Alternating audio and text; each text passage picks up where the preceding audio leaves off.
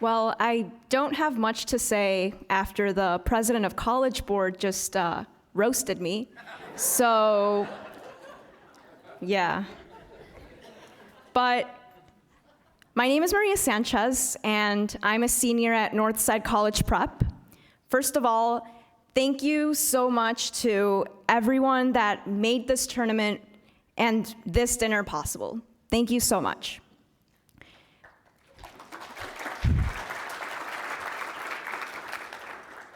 Now, before I talk to you about the role that debate has played in my life, I wanted to share an anecdote about the lowest point in my debate career. Back in December, my team and I had the privilege to attend the Blake Tournament, which is a national tournament. It's held in Minnesota. And while Northside operates on a small and very tight budget, our coaches and our school administration and the CDL have tried their utmost best to make national circuit tournaments accessible to us. In the past, Blake has been the only national tournament that has been really good to us. For the past 2 years, Blake has been the last national tournament on our tournament schedule, and our ticket to the Tournament of Champions, which is held at the University of Kentucky. Go Wildcats. Blake felt like when you run half a block to catch the bus you're about to miss, and you run and trip, and you think you won't make it, and yet you somehow miraculously still do, and I speak from experience.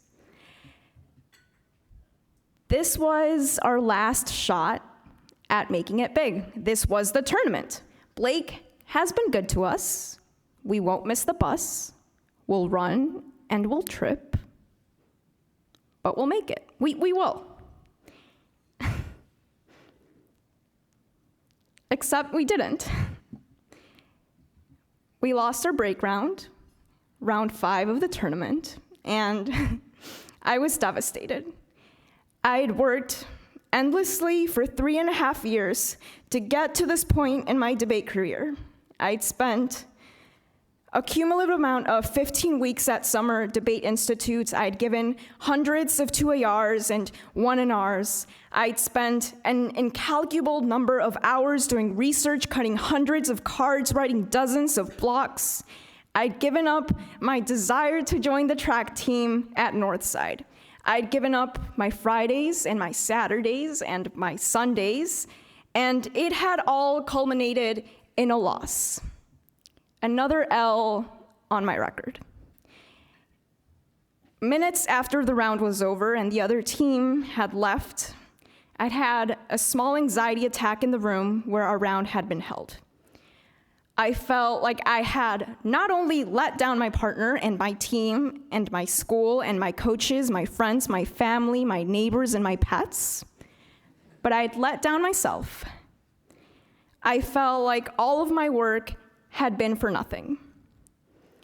Mr. Barry, sitting right over there, came into my room and said what I think allowed me to get back on my feet for the rest of the season.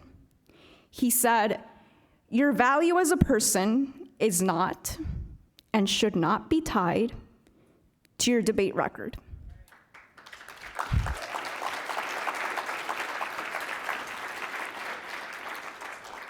In fact, it is your prioritization of personal character and responsible advocacy over winning that has gained you the respect of your teammates and folks in the debate community.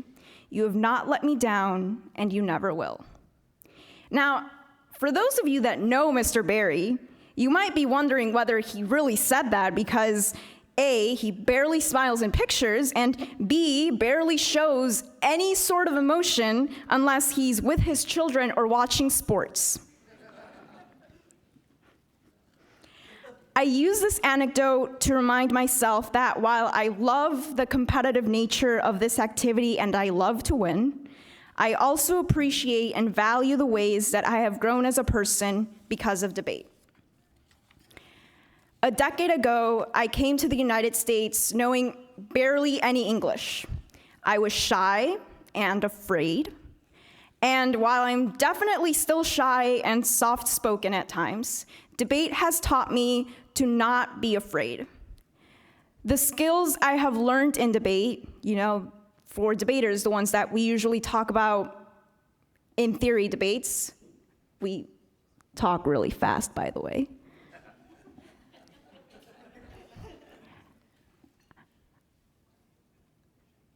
Have allowed me to join others in advocating for environmental issues, the rights of domestic workers in Illinois, like my mother, as you've all read, and undocumented students like me in the United States. It has given me a team that supports me and loves me. I've met the most driven, passionate, and intelligent individuals in this activity. But being an urban debater has not been easy. Being an urban debater feels like being 3 blocks away from catching the last bus of the day. There's often a lack of money for tournaments, which results in urban teams not having the opportunity to debate at the national circuit and be exposed to different argument styles and teams. And even when you make it to the national circuit, there's often hostility from opponents because they don't think you're good enough to belong in the activity. And then there's the coaching situation. At Northside, we have 2 English teachers as coaches, both who never did debate in high school or college, but have instead learned the ropes through coaching.